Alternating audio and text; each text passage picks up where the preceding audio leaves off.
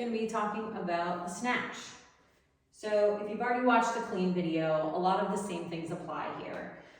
Again, the bell is going to start on the floor, right in between your feet, handles lining up with your arches.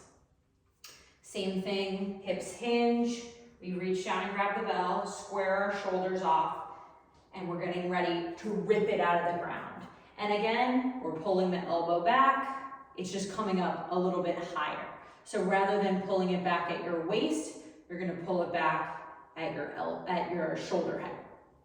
And then we're gonna punch up towards the ceiling.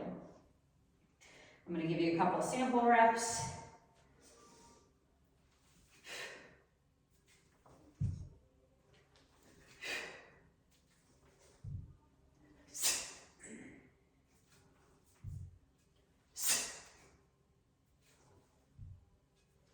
So, the bell floats up to the shoulder, punches the ceiling at the last second, and again, we're gonna pull our elbow down and then punch the bell towards the floor.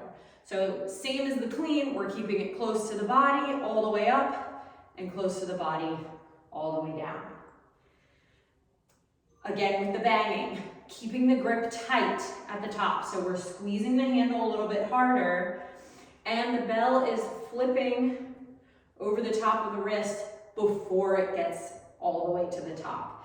It's hard to see because you're moving quickly, but it should be already on the back of your wrist before you punch straight up to the ceiling. The snatch is something that just takes some time to get used to. It can be a little bit scary, but teaching people to high pull first can kind of get them used to bringing the bell up high and then punching it back down to the floor. So the high pull looks like this.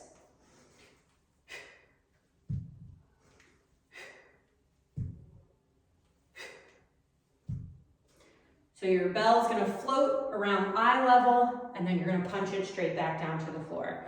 I should mention that what I've been showing you and what I've been talking about is a dead snatch. The dead snatch starts on the floor for each rep.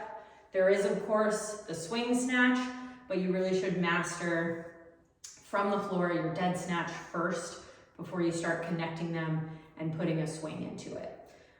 Same thing, looking for that plank position at the top, not thrusting the hip forward, thinking energy down into the floor. Those are the most important key points. It's just something that takes some time and some practice to get used to.